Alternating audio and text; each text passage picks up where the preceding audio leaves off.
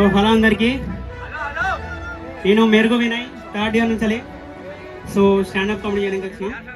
And disclaimer వేసుకుందాం first. అందరూ ఇంకాగ్నిటో mode on చేసుకోండి. అంటే ఇవన్నీ జస్ట్ జోక్స్ మాత్రమే అన్నమాట. సో ఫ్రెషర్స్ మొత్తం కొత్త కొత్త బట్టలు వేసి మొత్తం జోష్కున్నారుగా. యూనిక్ గేమర్ వీడియోస్ చూసి మొత్తం యూనిక్ అవపడతారు అందరూ.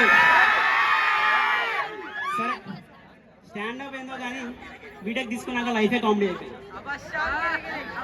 అసలు స్టాండప్ ఎందుకు చేస్తున్నా అంటే, తినడానికి పిల్ల లేదు, తాగడానికి డబ్బులు లేవు.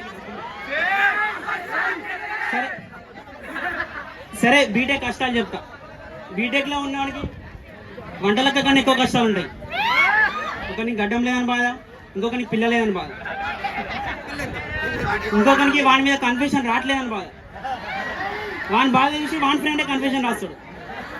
ఇదంతా చూసి మనం మూడోడు. సరే, ఈ కథ 10th స్టార్ట్ అయింది. 10th గట్టిగా చదివి పేపర్లో పడాలనుకుంటే నారాయణలో పడ్డా. సరే, నారాయణలో గట్టిగా చదివి సిబిఐటీలో పడాలనుకుంటే ఎస్ఆర్లో పడ్డా. సరే, బీటెక్లో అమ్మాయిల మనసులో పడాలనుకుంటే కంప్లైంట్స్ వచ్చి క్యాబిన్లో పడ్డా. సరే, లైఫ్లో అవసరం లేని అన్నింటిలో పడుతున్నా కానీ లవ్లో మాత్రం పడదు. ఇన్సెట్లో ఎక్స్పెక్ట్ చేసింది 9,000, ర్యాంక్ వచ్చింది 90,000, ఫీజు కట్టాల్సింది 1,80,000, చదువు మాత్రం లేనే లేదు. సరే, ఇప్పుడు మీకు ఆల్ఫాబెట్స్ గురించి చెప్తా. మనది చిన్నగా ఉన్నప్పుడు అదే ఏజ్.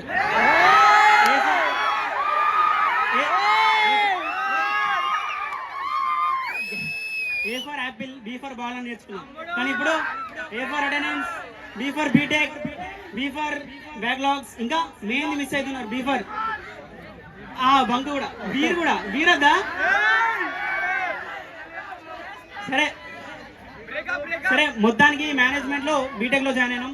మనం రాజులం అయిపోయినాం అన్నమాట. మరి రాజుకి ఏం కావాలి? చదువు అనుకుంటున్నారా? రాజ్యం అనుకుంటున్నారా? నేను చెప్పురా, ఈ రాజుగా రాణి కావాలి. అందుకే సిఎస్సిలో జాయిన్ అయ్యాను. మన పెద్దలు అంటారు కదా, behind every successful man there is a women అని. సో అందుకే రాజుకు రాణి ఉంటేనే ప్లేస్మెంట్ వస్తుంది అనమాట. ఏదో చిన్న hope is like soap, use it daily. కానీ లాస్ట్లో రాజుకి దక్కేదండి బ్యాక్లాగ్స్. సరే, ఇప్పుడు ఫ్రెండ్స్, మనల్ని గుడిపేది వాళ్ళే, గుడిసిపోయినామని చెప్పేది వాళ్ళే, మళ్ళీ మనది లేపేది వాళ్ళే. అదే కాన్ఫిడెన్స్. సరే, అటెండెన్స్ గురించి మీకు చెప్తే, మా ఇంట్లో అటెండెన్స్ తక్కువ ఉన్నాయని లొల్లి. మీ ఫ్రెండ్కి ఉంది, నీకు లేదు అంటే ఎంత బాధ ఉంటుంది? అదే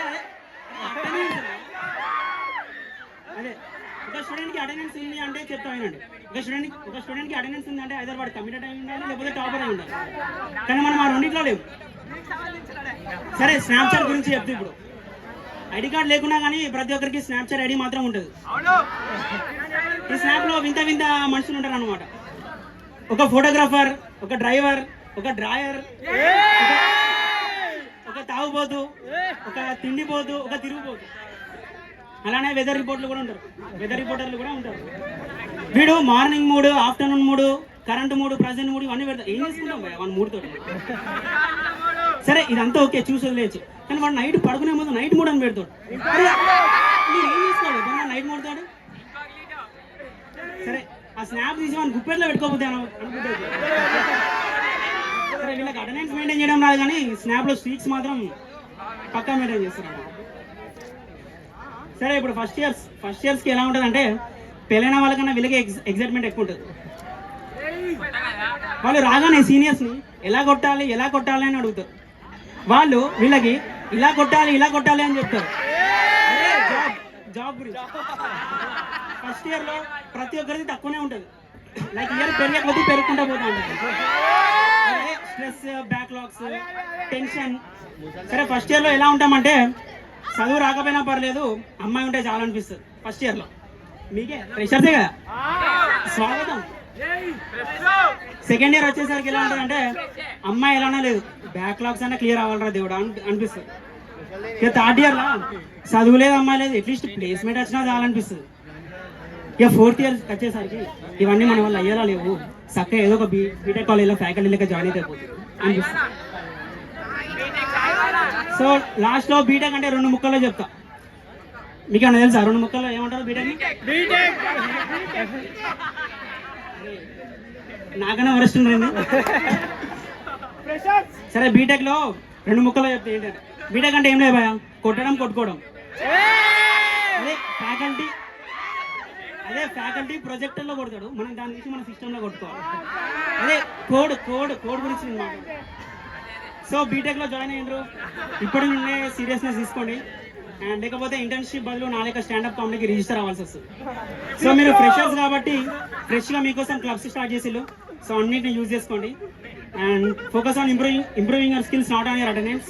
సో థ్యాంక్ యూ అందరికీ ఇష్టం ఉందిగా, నాకు కూడా ఉంది మరి, అర్థమైందిగా. సో మంచిగా నవ్వుకున్నారుగా, నవ్వితే మీ హార్ట్కి మంచిది, మీ హార్ట్లో ఉన్న వాళ్ళకి మంచిది. Thank you.